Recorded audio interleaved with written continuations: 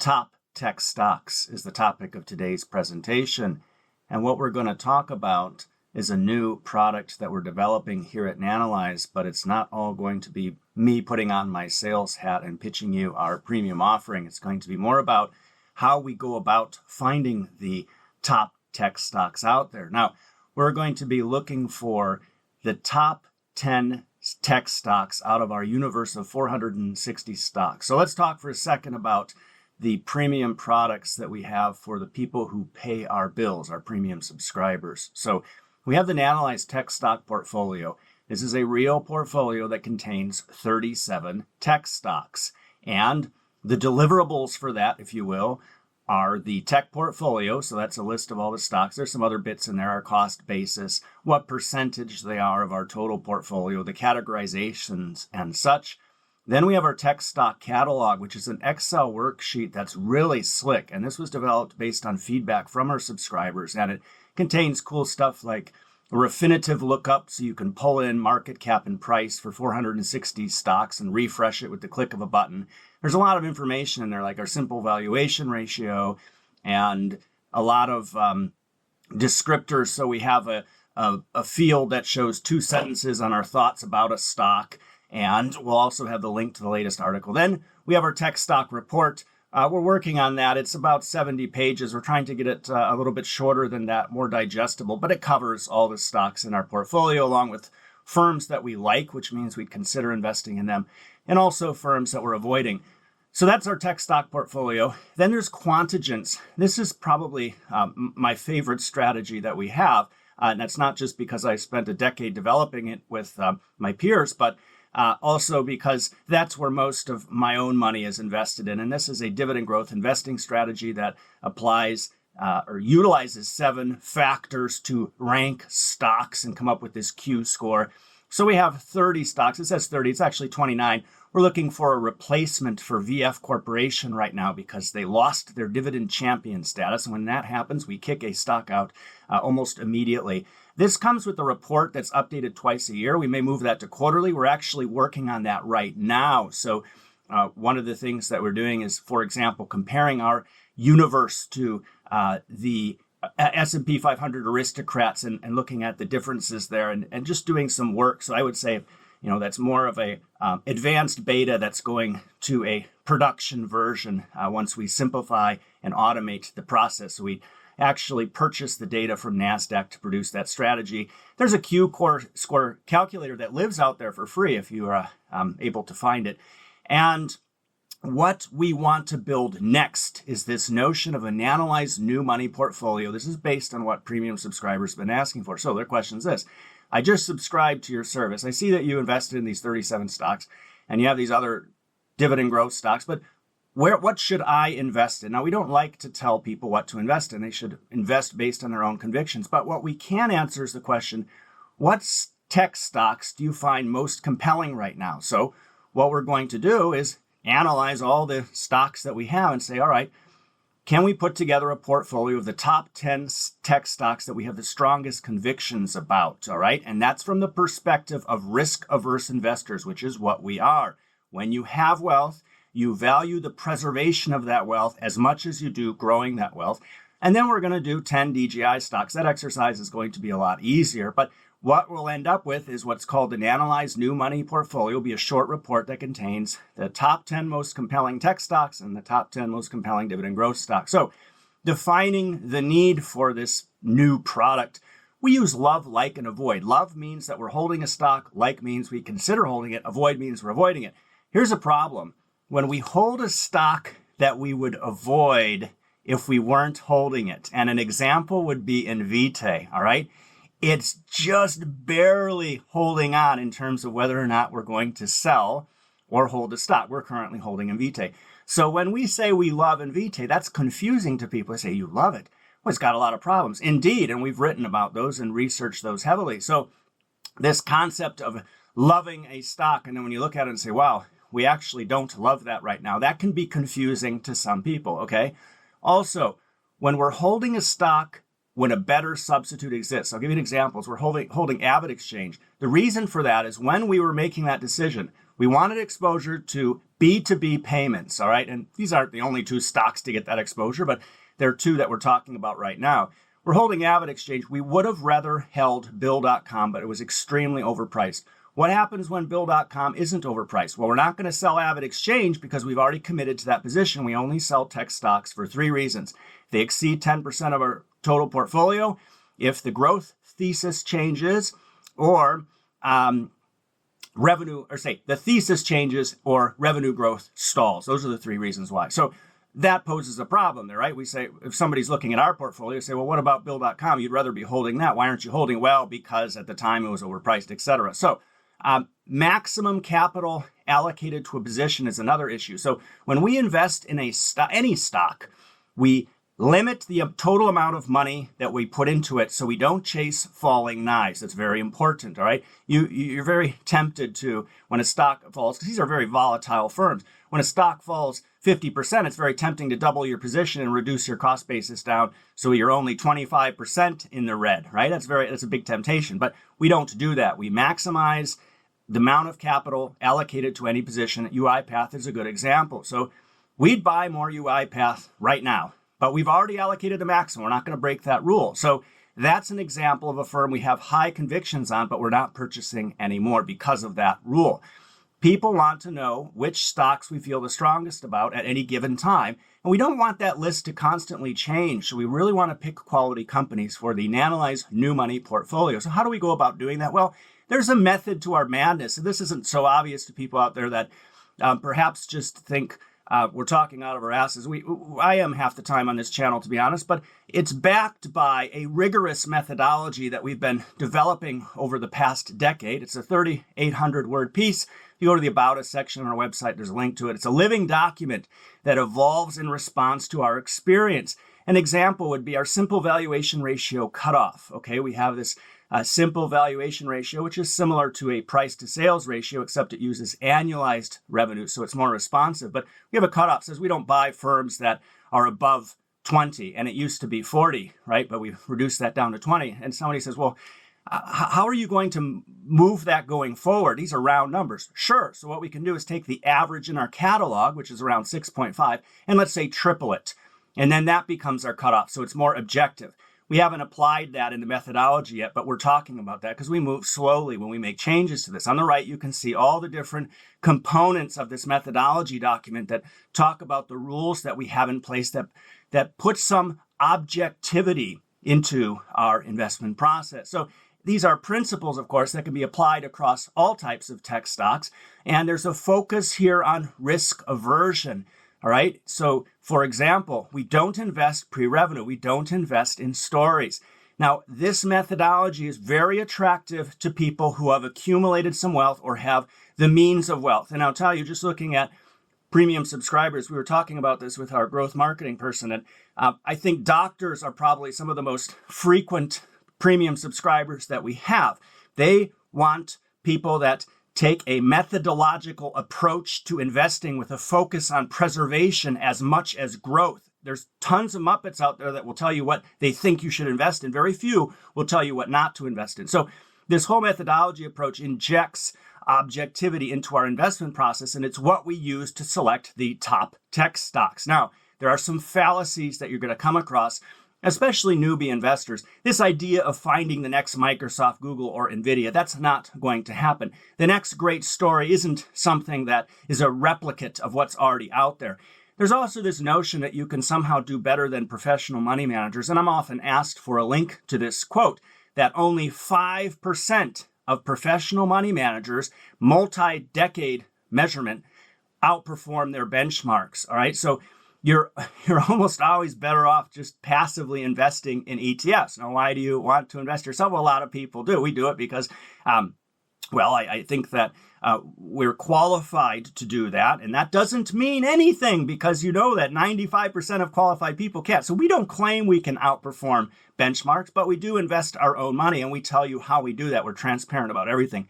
This is another problem we encounter. It's called investing in everything with Google. You'll see this often at the Motley Fool where they'll take Google and say, well, it's an investment in autonomous driving. It's an investment in global internet. It's an investment in robotic. All these different components. Well, how do you resolve for that? Well, get down there and look at where the revenues are actually coming from. Ads, right? So you also have to pay attention to skate to where the puck will be situations. NVIDIA is a good example of that. So they were heavy gaming, but then now data centers dominant. And that was a successful skate to where the puck will be. Teradyne, maybe not so much, their industrial robotics exposure. But this other notion of penny stocks, you don't get involved in that garbage, right? And we've written extensively about that. I'm not going to go into it. But there's this idea that a $50 stock is somehow cheaper than a $100 stock. The price of the stock means nothing in terms of intrinsic value. That's very important. The path to wealth is not finding the right stock. That's not it. The path to wealth is preserving your wealth through diversification. Let me give you an example. So here's what our asset class allocation looks like. This was from last month, but it's still probably pretty close. See Analyse there at 15%. That's our 37 tech stock portfolio. So when our largest position, NVIDIA, crests 10% like it has been doing for, it seems like, years, and we trim it to balance that portfolio out, that's really a small component of our total assets under management. You can see Quantigen's dominating their dividend growth strategy. I love that strategy, and I don't think we talk about it enough because we cover predominantly tech here on Analyze. So we'll look at expanding coverage of that going forward for premium subscribers, because a lot of you have asked. Until death do us part. There was a study at Fidelity that they did for evaluating their best performing retail accounts. Those were owners who were dead or forgot they had accounts. That's very powerful. We say it's about time in the market, not timing the market, all right? Invest in stocks, Buffett said this, that you'd hold if the stock market closed for the next decade. Healthy businesses, this is important, that can survive, most importantly, and thrive during all cycles. An example would be a firm that saves other firms money. Be risk averse. That's going to help you sleep well at night. That's underrated. So I think these younger newbie investors haven't really gotten to the point in their lives where they don't want that stress of looking at the market every morning and wondering how dramatic the swings are in their net worth, right? So that's something I think as time, and especially as you accumulate wealth, then you want to sleep well at night.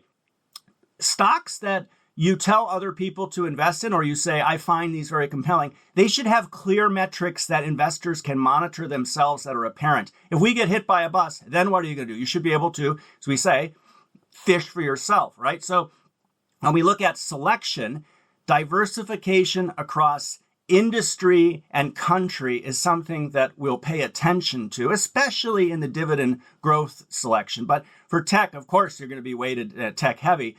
In terms of country diversification, there's some value to be found out there, some more obscure names. But when it comes to diversification across themes, we cover 11 tech themes here at Analyze. It's relevant but not mandatory. So here's an example. Here are the themes that we cover. And you can see how I've scratched out 3D printing and cannabis. Well, 3D printing just doesn't have anything compelling. Now, we have an investment in that space right now, but it isn't something that we would say, this is one of our top compelling names. It's very risky. Actually, it's Bico. Then cannabis. We have a cannabis investment. It's an MSO. We cover, you say, well, cannabis isn't tech. Exactly. Well, we covered it because when there was the big surge in interest in cannabis, I don't know if it was 4 or 5 years ago, everybody wanted to invest in cannabis. There was so much garbage that we started covering this so we could point newbie investors in the right direction, and it certainly worked. But cannabis is something that wouldn't be part of our top 10 tech stocks, obviously. Now, when we look at size, there's a sweet spot, and we came up with this. This has several articles associated with it, and I'll link to this along with our methodology in the description of this video. The main article, which talks about how large firms, and you can see how we've created these size buckets. The target represents our optimal percentage.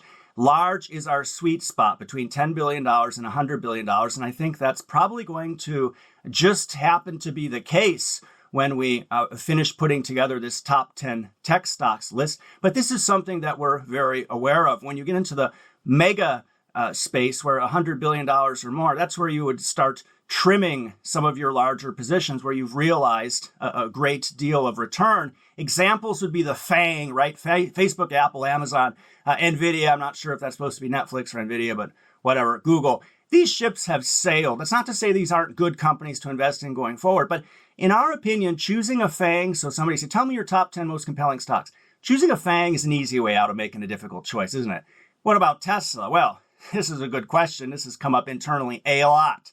Most of Tesla's value, the perception of Tesla's value, comes from autonomy. ARK spelled that thesis out very well, and you can check that out. There's also other themes there: energy storage, EV charging, home solar. Right now, ARK is an electric vehicle company. In our opinion, electric vehicles are really just automakers, right? Though Elon Musk has said Tesla's advantages in their production equipment, the robotics and such. He said that's what gives them their true advantage, where they can compete on cost in China, for example, against BYD. So Tesla at $1 trillion, market cap is really in the FANG lot. And what about NVIDIA? Again, $1 trillion company. Well, it was interesting. That's our largest position. It was extremely overpriced, and there was internal in our Discord server, I think, discussions about selling out and then buying back in. We don't do that. We don't try to time the market, and then it exploded, right? So these stocks are very difficult to, the entire market. That's why 95% of professional money managers can't beat it, right? It's very difficult. So NVIDIA, again, there may be upside, and we've written about this extensively, that there's still growth left with NVIDIA. This was prior to the recent explosion. So again, that would fall into the FANG lot, these large, mega caps that are really, it's the time to harvest them. Now, one of the themes that comes up regularly, and in our tech stock catalog, you can filter on this. We have a field that says pure SaaS, some SaaS, no SaaS. You can filter SaaS companies. SaaS, software as a service. These firms command a premium for a reason, because they have metrics that should be provided by the companies that make monitoring very easy. They're predictable, they're consistent, they're diversified. Software is eating the world. And I think a good example of that would be in robotics. This is based on conversations we've had with industry experts, and especially in the startup realm. When we were doing a lot of research there, experts are saying most of the hardware problems are solved. That's not an issue. It's the software that needs to improve. How do you improve software? Well, typically that's, AI algorithms, reading rich quality big data sets. So software is still eating the world. When we look at software solutions, SaaS firms, we look for industry agnostic solutions. So Toast, SaaS for restaurants, too niche, too vertical. We want horizontal that extends across all industries. Crowdsourcers, CrowdStrike, for example, would be a cybersecurity firm that any large company can use. We want these solutions to be sticky in good times or bad. For example, we can go back to that CrowdStrike example. They have these verticals within their offering where, when times are tough, CTOs look to consolidate vendors, and CrowdStrike and say, listen, man, we're already covering some of these solutions that you're buying from other vendors. Just move those to us and we'll give you a discount, that sort of thing, right? So these solutions need to be sticky, good times or bad, and ideally grow in all times, right? So you can kind of conceptualize this vision of the future where every company operates its own digital twin. So it has a copy of itself that lives in the metaverse, if you will. We don't use that term anymore now. AI algorithms are only going to be as good as the data you feed them. So the best competitive advantages for a company like Walmart is going to come from proprietary data stores. That's how they're going to compete, right? Nobody else has access to that data. There's some talk from firms like Synopsys that eventually all firms will have custom designed chipsets. You see, Tesla designing their own chips, and Amazon, whatever. These companies are all working on designing their own chips.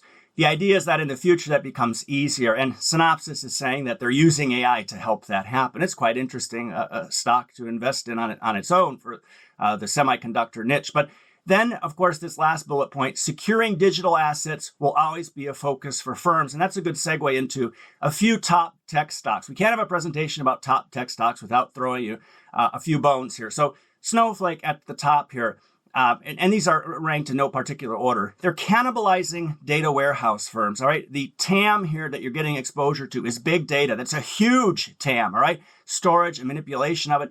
Snowflake is developing its own app ecosystem around big data. The problem is it's very richly priced. We'll talk about that in a second. Then you have UiPath. They save other firms money using robotic process automation. That's their TAM, $80 billion. You look how they describe it. A little bit vague there, but this is intuitively a firm that will do good in good times and bad when you're saving firms money. There's a large blue ocean TAM there. There's a difference, all right? So you can have a Snowflake with a TAM that's really taking market share away from companies like Oracle, whilst UiPath is capturing TAM that isn't already captured by anybody else. They call that blue ocean. That's very attractive, right? You don't have to compete so much. Or if you're one of many players like UiPath that's capturing market share in that area, then you can grow a lot before you start to step on the toes of your competitors. Then we have CrowdStrike. Again, the earlier example, protecting digital assets. Now, what we're not looking for here are suggestions of top tech stocks, right? We have a universe of 460 tech stocks that provides plenty of selection. We're taking a hiring manager approach to selection, as we always do. We look for red flags. There's red flags, we're not interested, right? Multiple red flags, or what we call showstoppers. That means we don't go past that. We say, here's a showstopper, we're done. For example, any firm that has a majority of the revenues coming from unsecured personal loans. We don't want exposure to that. We don't care how good the credit scores are. We don't want exposure to unsecured personal loans. In a recession, those are the first things to go. So we invest also in companies, not stocks. So just because a bunch of wankers on YouTube are cramming some name down everyone's throat doesn't mean it's the next Microsoft. And they will pump these stocks up. And we believe that a lot of this pumping surrounds call options. They help encourage this mania. And what these people don't realize, if they're not acting maliciously and they're actually wanting to be investors in these firms, they actually believe what they're saying. You're doing your sacred cow no favors by going out there and pumping it. And if it takes a community of people publishing daily pieces on Substack to explain and monitor a stock, it's too complicated, all right? You can't rely on somebody else to interpret a business model. So that's another selection criteria that we have when we look at firms. Another is that they need to have metrics that can be monitored. MongoDB is an example of a firm that doesn't provide that last time we looked. Unity, this just came up in, I think it was yesterday's article. Why doesn't Unity provide quarterly decks? Look here, this is from their website. Look at the last earnings presentation, Q2 2022. What about Q3, Q4? What about Q1 of 2023? You see, what did they provide? Well, they got a webcast replay. That's a bunch of talking heads that you don't want to sit through.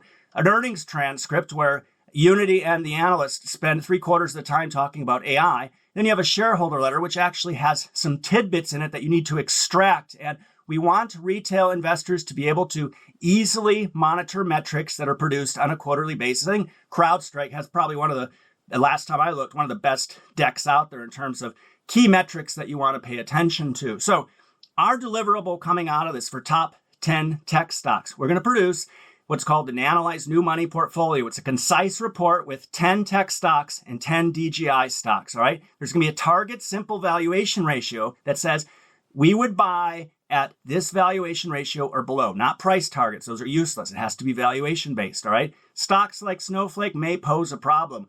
Snowflake is one of the most richly priced firms in our tech stock catalog. We buy under a simple valuation ratio of 20.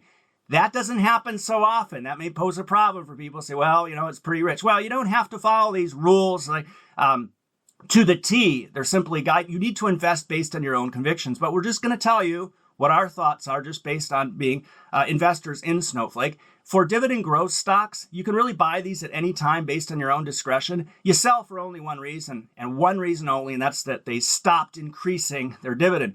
For this entire lot, we want to minimize turnover as much as possible. So just to conclude, don't look for the best tech stocks out there. Look for the best tech companies. Diversify across multiple names and realize you're not going to eliminate company-specific risk. We see these people out there that go all in literally and say they do on a single stock.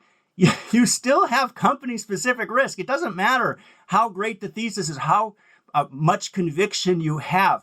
Company-specific risk cannot be diversified away, and that will blindside you. It's happened too many times and ruined people. And usually you don't see people with meaningful wealth doing that because they realize that's a quick way to lose it. Easy come, easy go.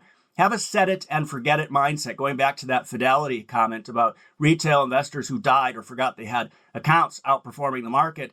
And volatility is risk. It does investors no favors. When you see these people pumping firms like IonQ, they're not doing quantum computing any favors there. So I'm going to put up another video here for you to watch. But before I do that, please click the Analyse logo here on the right, subscribe to our channel, support our work. Thanks for taking the time to watch this today.